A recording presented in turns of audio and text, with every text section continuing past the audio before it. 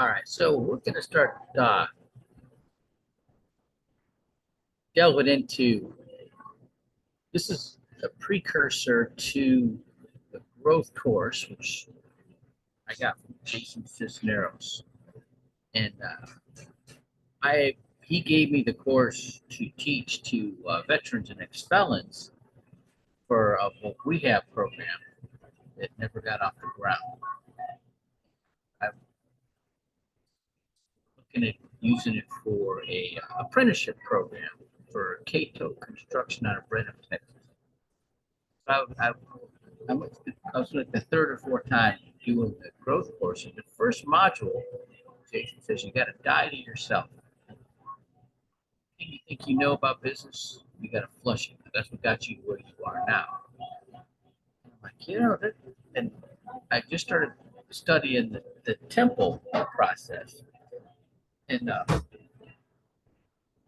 started following along. And so there's things that Jason talks about that follow right along the temple process. When I ran this past Bishop Michael Petro before he passed, he's the one that told me that the temple process is a instruction or a flow of teaching, and so that just makes sense. So we have the outer court, the holy place, and the holy of holies. In the outer court, excuse me, there's two pieces of furniture. There's the altar of sacrifice and brazen laver. And when you will strike out on any endeavor, you've got to take what you think you know, and you've got to set it aside.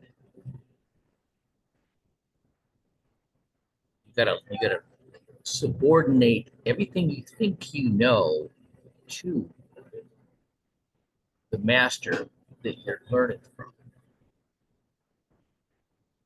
Okay, so and then boxing, I started hitting a speed bag when I was 7 years old. Started actually sparring when I was like 13, and I didn't, I had my first fight when I was 17. So I had, by the time I got to Roy Jones' gym, I had 3 fights. And he told me, you want to fight for me? You better come to train every day. You better do what you're told. You better be on time. You better quit drinking. And I was a 19-year-old sailor. And he took me all the way back to square one. And I didn't even know I couldn't even jump rope.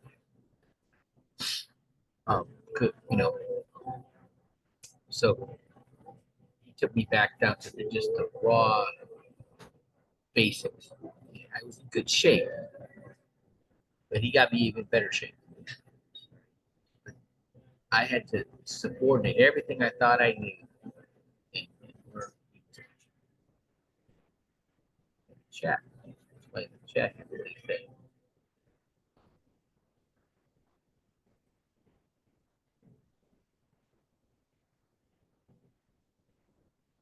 Let's see. Okay. All right. Enrique Adame. How about that? All right. This is good. All right. All right. So with the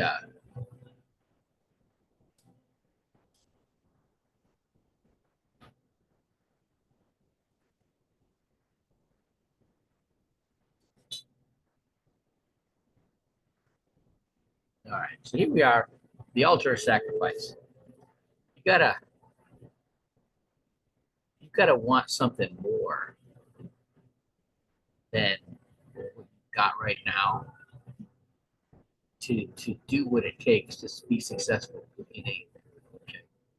And when you look at your finances, this is That's really important. I sit down with people all the time and go over their finances, trying to see where our things are that we can move around, um, where the bleeding is, so we can stop it.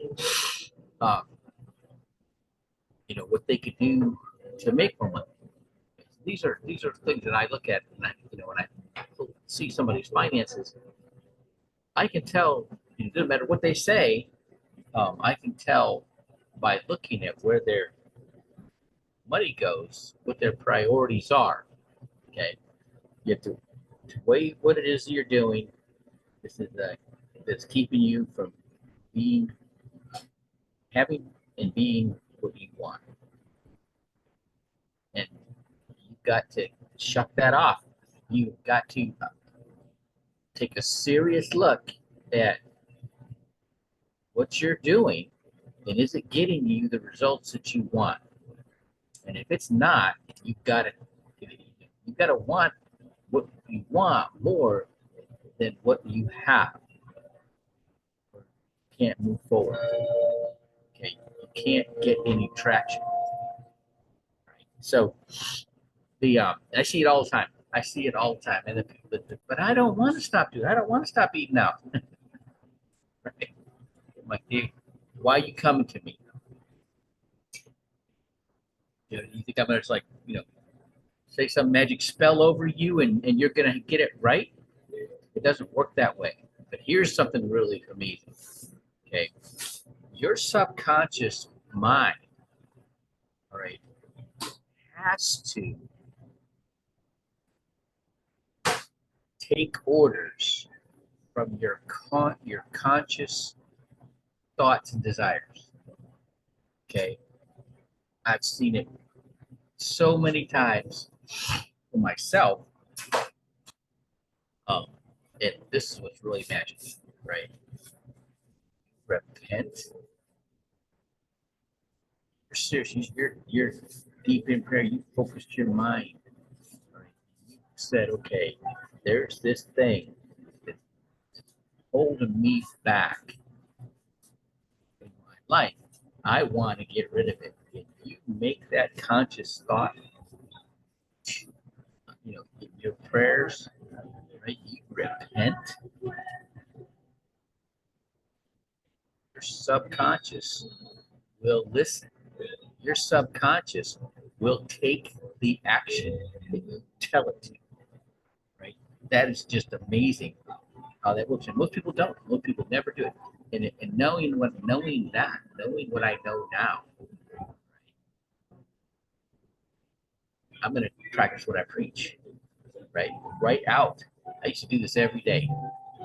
I used to, before I left my desk, make sure my desk was clean, and I would write in my planner in the order of priority what I wanted to accomplish the next day, and I would leave a space in between because I'd have to go to officers' call, and then they tasked me with their priorities, so I had to put it in. I would just put it in ranking in order of priority, and I just worked my list, man. That was the most productive that I ever had been before that point. I mean, when I left Panama, where I was stationed at the time, I was an E5, and they had to get 3 chiefs, 3 E6s, and or 3 E7s and an E6 to do what I did all by myself by using that strategy. Okay. When you have your list, right, you pray on that list, right, and you include those obstacles that are keeping you from having what you want, being what you want, your mind will take action and make that happen. Right? So that's what you got to do with your altar of sacrifice for anything, but for business for sure. Okay? You got to take a hard look at what you're doing and how you're doing it, what's serving you and what's not. And get rid of what's not and keep what's serving you and add the other things that you need to add to get to where you want to be. All right. All right. Then there's the brazen laver, right? Now, the real brazen laver is a basin of water, right? Where where the priests will wash themselves up after making all the sacrifices. They're a butcher, man. They're a bloody mess, right? So they got to take off the old garments that are bloody and messy, and they got to clean themselves up. And it's like it's made so they can see their reflection in there, so they can actually, check themselves, right? Kind of reminds me of being in the military, getting ready for inspection. All right, you got to identify what you are doing, and if it's helping you or holding you back, eliminate those actions and activities and people who are holding you back. All right. And you do that in your finances with the budget. Okay. You have to take a hard look and be honest and identify all those things. This is, what we use, right? The agent's name and phone number, the client, male, female, date of birth. If they got a significant other, they get on here, their information, what age they want to retire, their current concerns is controlling their spending, eliminating debt, reducing their taxes, providing for children or grandchildren's education, maximizing their savings, creating your own family bank, wills and trusts, asset protection, estate planning, right? Future expectations. Okay, then there's anything, real estate, their personal residence information, what's their mortgage payment, principal and interest, the outstanding balance of their mortgage, the term remaining in years, the interest rate they're paying. Okay, is this a fixed rate, 30-year or 15-year? Is it an adjustable rate mortgage, a 5, 7, 10-year? Is it interest only? Yeah. Then there other properties they may own, the investment properties. You may meet some people. You may need. They may have several, right? I know some. I knew somebody. I had a lot of people had like 10 properties. All right, and then so the same information, okay? And you and then I tell you what, if you really are serious, you get QuickBooks.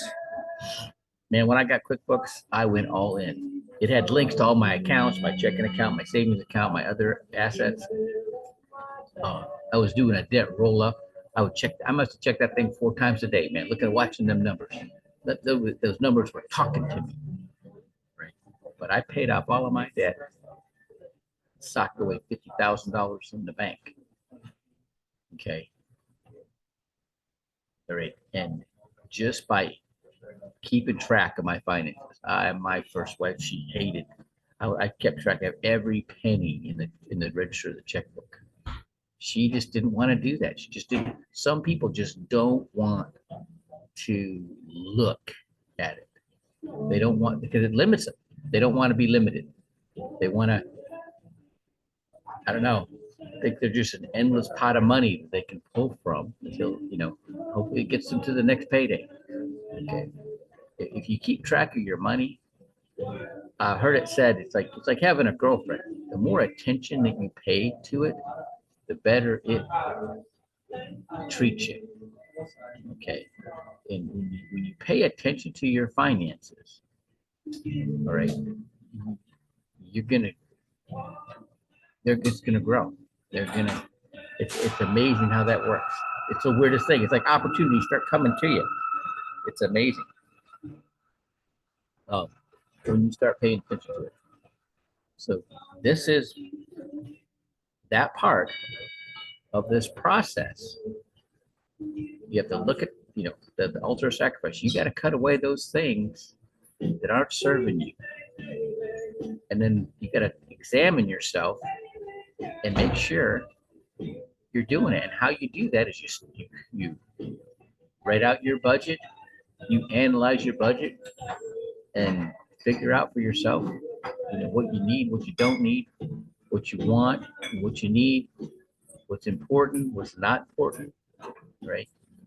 And prioritize. And then you got to keep looking at it. That's why I recommend QuickBooks. I can't recommend QuickBooks enough. All right. And keep track of everything.